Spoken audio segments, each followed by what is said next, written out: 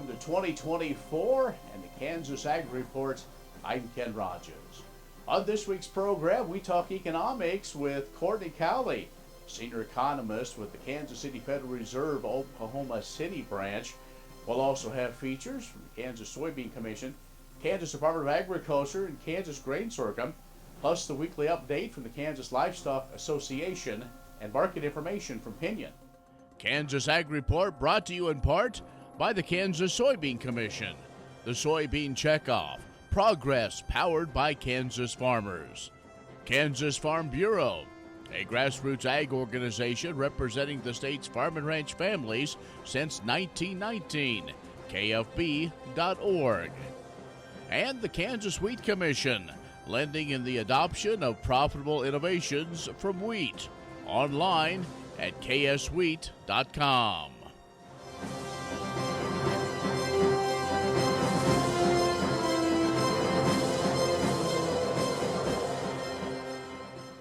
In agriculture news, Waters of the U.S. rewrite topped the list of agriculture issues for the National Ag Law Center in 2023. While WOTUS was the top issue, California's Prop 12 came in second. The one-year Farm Bill extension was third. The organization listed EPA's rollout of Endangered Species Protection Program and the Federal Insecticide, Fungicide, and Rodenticide Act fourth. Other top issues included the Arkansas foreign ownership of land restrictions, competition in the livestock sector, and water use from the Colorado River. Now, right to repair gained some traction as farmers continue to advocate for the right to access manufacturer-controlled tools and information. Now, the list rounds out with growth in the industrial hemp sector and civil litigation over pesticides like exposure to glyphosate. The organization expects corporate transparency rules requiring disclosure of ownership interests in companies and proposed H2A changes in a myriad of issues before the Supreme Court as the one to watch for in 2024. Well, new data out from USDA's Economic Research Service shows genetically engineered crops dominate the U.S. agriculture sector. Genetically engineered seed commercially introduced in the U.S. for major field crops back in 1996. Adoption rates then increased rapidly in the following years. The two main GE trait types are herbicide-tolerant, anti-insecticide resistance, and USDA reports information on GE crops in the U.S., and the data shows that by 2008, more than 50% of corn, cotton, and soybean acres were planted with at least one of those genetically engineered seed traits. Now today, more than 90% of those acres are planted using at least one of the GE traits. Other traits have been developed, including resistance to virus, fungi, drought, as well as enhanced protein, oil, and vitamin content. While herbicide-tolerant seeds also widely used in alfalfa, canola, and sugar beet production, most of those genetically engineered acres are occupied by the three major field crops out of corn, cotton, as well as soybeans. And the Kansas Farm Bureau continuing in 2024 its recognition of sesquicentennial farms in conjunction with that annual Century Farm program. The Century Farm program honors Farm Bureau members who own farms of at least 80 acres within the same family for 100 years or more. The sesquicentennial farm recognition goes to farms in the same family for at least 150 years. The deadline for consideration to be part of the 24 program is May 15th. Kansas Farm Bureau has recognized over 3,000, in fact 3,140 first century farms, 112 sesquicentennial farms since its inception.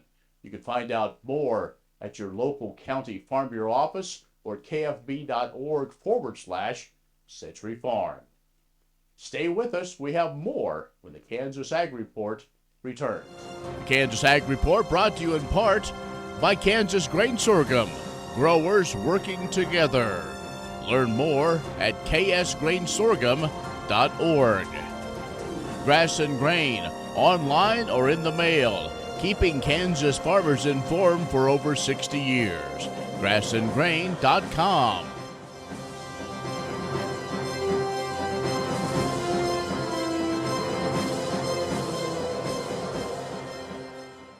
Joining us now is Cortney Cowley, who is a senior economist with the Kansas City Federal Reserve based in the Oklahoma City branch. Cortney, great to see you again. Yes, thanks, Ken. Good to see you too. We have a lot of things to catch up on. So I guess this first segment, let's just talk about the general overall ag economy winding up 2023 into early 2024. What's your and the Fed's perspective?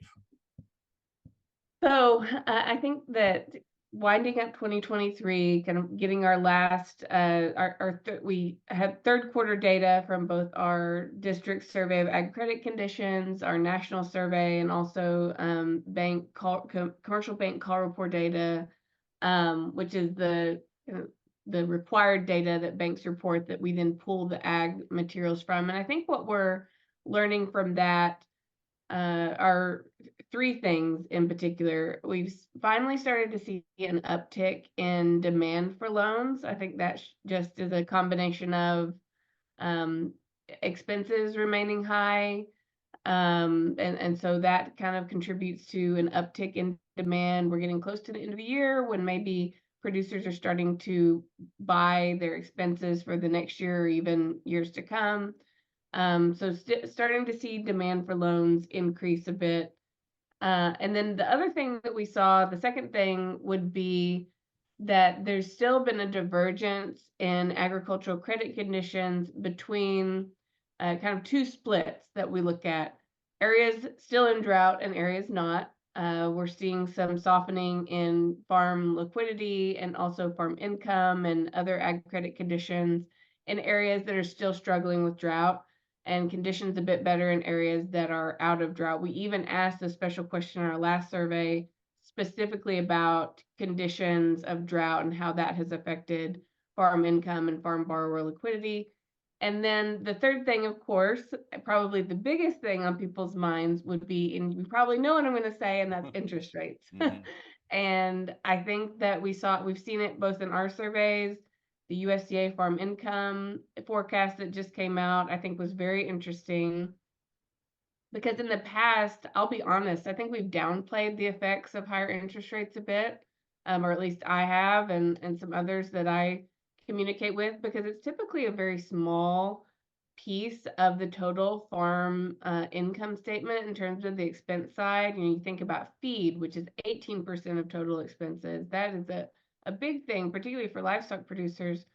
But those interest expenses, because of the fast pace of the interest rate increases that we've seen, went from accounting for about 4.5% of total farm expenses a couple years ago to now up to 8%. And that's, I think, a fairly large increase. And at the farm level, I think could be a really big increase, particularly if you think about the big loans like farm real estate loans, loans for farm machinery, even operating loans now, which are shorter term. But so we're hearing a lot about the difficulties related to higher interest rates and higher interest expenses for farm borrowers. We're talking with Cortney Cowley, who is senior economist with the Kansas City Federal Reserve. We're going to take a break, come back, and talk about the cattle industry. We'll do that in just a moment. Kansas Ag Report brought to you in part by the Kansas Livestock Association, supporting members' business interests and meeting consumer demands. KLA.org.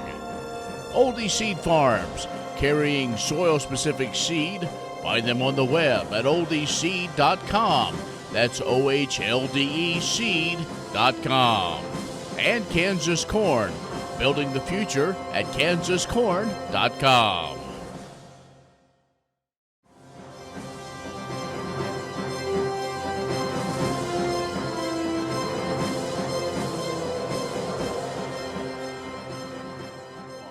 Our guest is Cortney Cowley, who is senior economist, Kansas City Federal Reserve. Cortney, you also just recently put out a paper.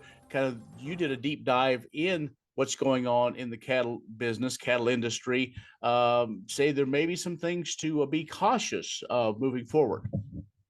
That's right. A lot of the work that we do is on a very short-term, timely basis. So our survey work and our work on ag credit conditions, but every once in a while, we do get to think a little bit longer term, both with our ag symposium that we put on every year, and also our bank's internal journal called the Economic Review. And I always try to do a deeper dive and more longer term approach to that. And so the last article I put out for that is long-term pressures and prospects in the U.S. cattle industry. And I focused on three things that I thought were really important for the cattle industry. So one of those was supply chain. Obviously, coming out of the pandemic, there was a lot of focus on supply chains. We also put out some other articles about that, about COVID-19 disruptions and things, and just how important those have been in shaping the industry and cattle in particular, because of, just the biology and makeup of cattle. It takes longer for the cattle industry to adjust to changes in the market and to disruptions in the supply chain than it would for, say, hogs or poultry that have much shorter life cycles and faster turnarounds. And then the second thing was just weather patterns and how that affects cattle. Cow-calf operations are very dispersed, and can be affected very severely by drought, because 70% of costs for producers are in feed, and a lot of that can be hay or forage, and then also land.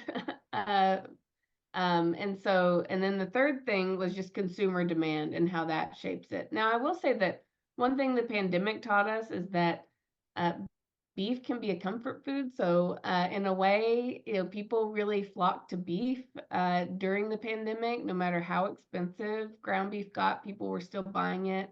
It's familiar. It tastes really good. So I think some of the concerns I had when I wrote the article may have abated somewhat now, because we really aren't seeing a lot of traction with some of the non-traditional meats out there, and beef demand both domestically and internationally has been very strong. So it was a really fun article to write. My background is in cattle. My grandfather was a cattle rancher. I showed cattle in 4-H and FFA. My family now raises cattle for our kids to show. So and fun fact about this, the article was picked up by an FFA member, a young man here in Oklahoma, and he used my article to write an FFA speech and ended up winning the state contest in his category, talking about some of the issues that I raised in that article. So for all the young people out there watching this, the Fed is a good source of information for you if you're interested in learning more about some of these things that people may be interested in more broadly. So, Well, that's an excellent point, and there are some that if you're not a big charts and graphs fan, you may have a bit of a struggle. I know sometimes that is, but the narratives are usually pretty good. So, Courtney, now if folks do want to see your report, some of the latest of the Ag Finance reports, or you can be like me and subscribe to them so they're forwarded directly into your email. How can they do that? Get more information. Yes, so we're at kansascityfed.org/agriculture. And if you Google Kansas City Fed and land on the homepage, if you go up to the top bar and there's research and drop down, you'll see agriculture down there, and it'll take you straight to our page, or Google Kansas City Fed agriculture and you'll find us.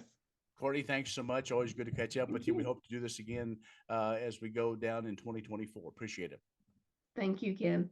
Cortney Cowley, senior economist, Kansas City Federal Reserve, she's out of the Oklahoma City branch, has joined us. We'll have more coming up in just a moment. Many seed companies claim to offer the latest genetics, but how many have tested those genetics in soils just like yours? The Oldie Seed Know to Grow research program has fully tested the latest seed genetics in soils that are right in your neighborhood.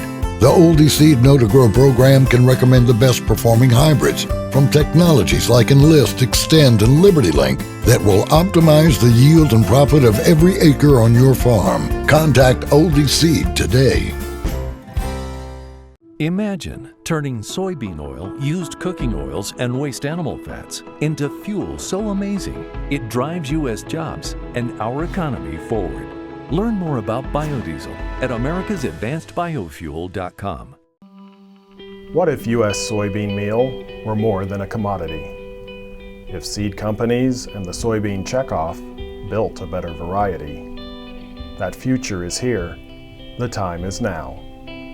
To meet end-user demands, the soybean checkoff is investing in the compositional quality of soybeans, including meal. A message from the Kansas Soybean Commission, the soybean checkoff, Progress powered by Kansas farmers.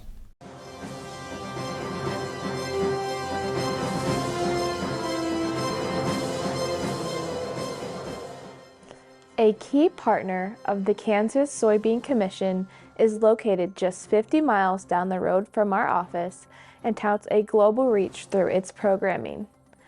The IGP Institute, housed in the Department of Grain Science and Industry at Kansas State University, delivers courses and trainings to industry professionals around the world and partners with KSE to carry out some of that work. When the U.S. Soybean Export Council launched Soy Excellence Centers in 2019, IGP was a perfect fit to support the 4 regional centers in the Americas, Asia, Sub-Saharan Africa, and Middle East and Northern Africa by developing various levels of courses centered on animal agriculture and feed manufacturing.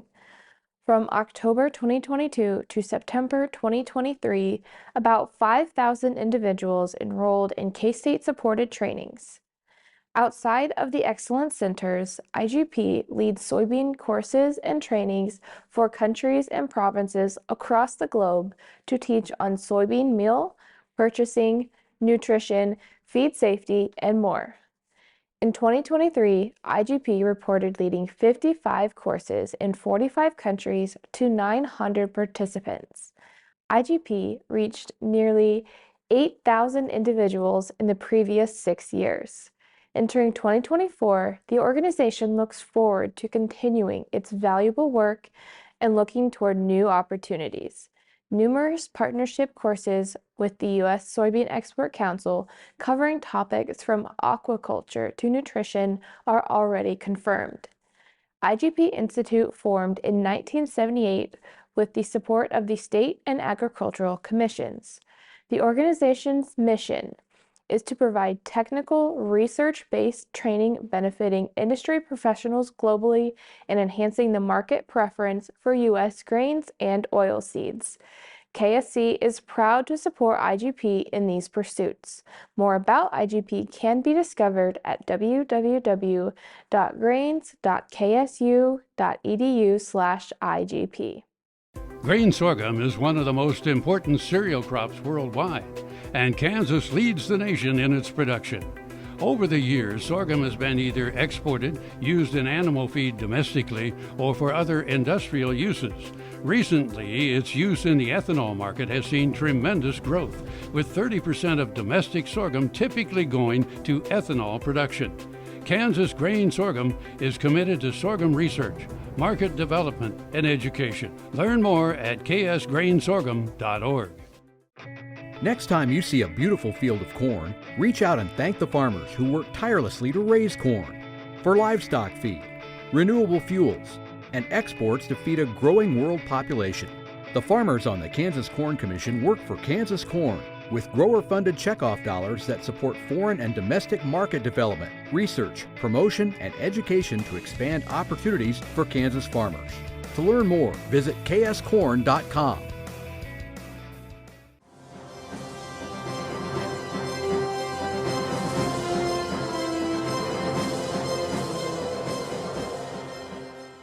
Over the past several years, there has been an increase in people's enthusiasm for locally sourced food, as consumers are buying directly from growers either at farmers markets or directly from local farms.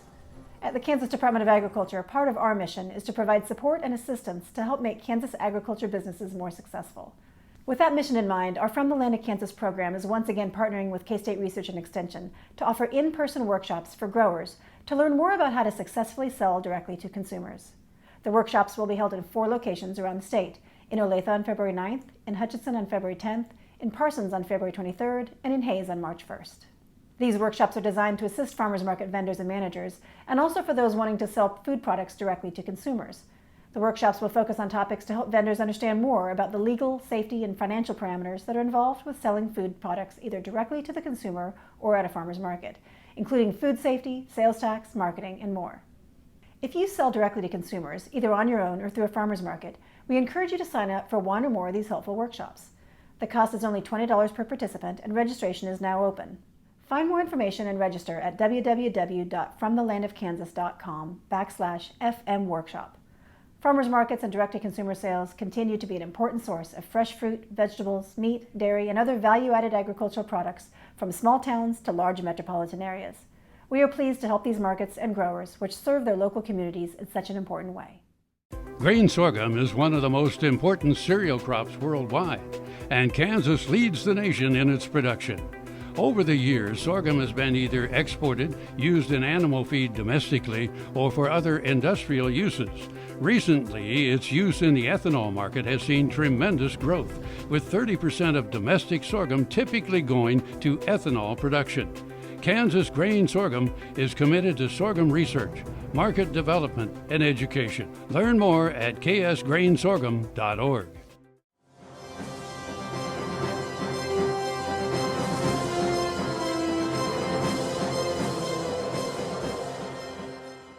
Hi everyone, Maddie Meyer, Kansas Grain Sorghum's Program Director here to bring you the latest Kansas Grain Sorghum updates. As many of you know, we work very closely with the United Sorghum Checkoff Program, and the USDA has recently announced the individuals who will be serving on the United Sorghum Checkoff Board of Directors. And I'd like to take the opportunity to congratulate the following individuals: James Haas of Colorado, Ethan J. Miller of Missouri, Tracy Zink of Nebraska, David Shem of Kansas, Brian Adamek of Texas, and Scott Earlbeck of Texas.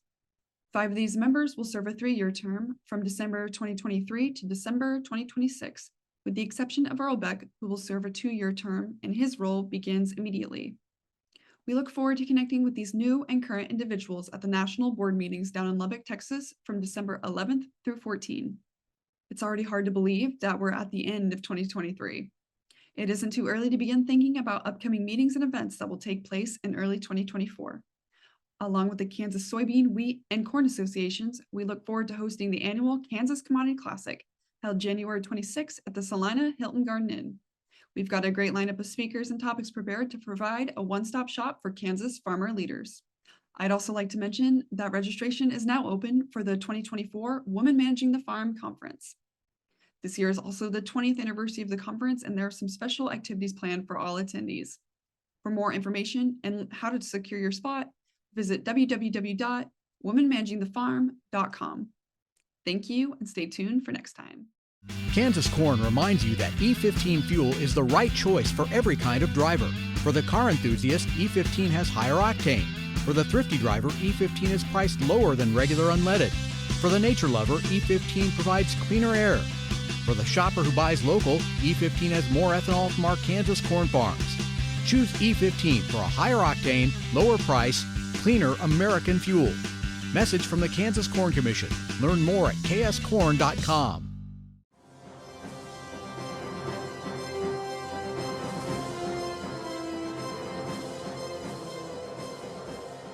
Kansas State University took another step toward $220 million in improvements to its agriculture infrastructure when it broke ground last month on a new Animal Science Events Center. According to K-State Foundation President and Chief Executive Officer Greg Willems, the new facility will be named the Bilbrey Family Events Center, while the indoor arena will become the T.J. Quarterhorses Walker Family Arena. It will be located adjacent to the Stanley Stout Center. The project is scheduled for completion by August 2025. Once finished, it is expected to host up to 30 events per year, including livestock shows and competitions, as well as large events for youth organizations. Willems said the exceptional animal science programs at K-State are producing sound solutions for many of the world's pressing food challenges, but all the knowledge in the world will not make much of a difference if there is no way to showcase and share it. Earlier this year, K-State began construction on the Agronomy Research and Innovation Center, located across from the Snyder Family Football Stadium. This spring, the university anticipates breaking ground on the Global Center for Grain and Food Innovation, which will connect Weber Hall and Call Hall. Beginning in early 2025, Weber Hall and Call Hall will undergo renovations of their own. More information about the entirety of K-State's Agriculture Innovation Initiative can be found at kstate.edu/ag-innovation. More farmers and ranchers than ever have chosen to be BQA certified. Kansas Corn reminds you that E15 fuel is the right choice for every kind of driver. For the car enthusiast, E15 has higher octane. For the thrifty driver, E15 is priced lower than regular unleaded. For the nature lover, E15 provides cleaner air. For the shopper who buys local, E15 has more ethanol from our Kansas corn farms. Choose E15 for a higher octane, lower price, cleaner American fuel. Message from the Kansas Corn Commission. Learn more at kscorn.com.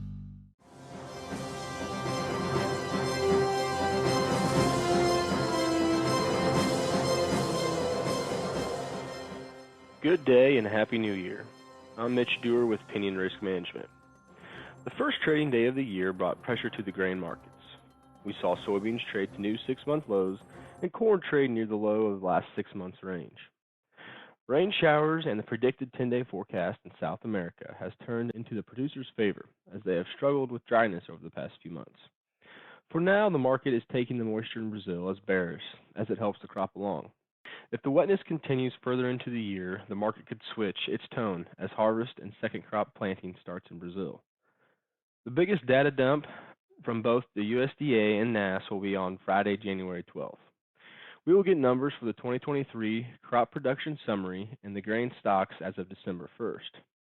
Producers will be looking for a rally post-report to get further along on both old crop and new crop sales and hedges. December 24 corn closed below $5, and November 24 beans are pushing closer to $12, which has caused some concern in the market. The cattle market got a nice bounce off its lows to end the year, as it had been on a steady decline all last fall. Packers purchased a few cattle at the beginning of the week at $175, which was $2 to $3 higher than the previous week. To discuss the markets, give us a call at 888-452-8751. I'm Mitch Dewar with Pinion Risk Management.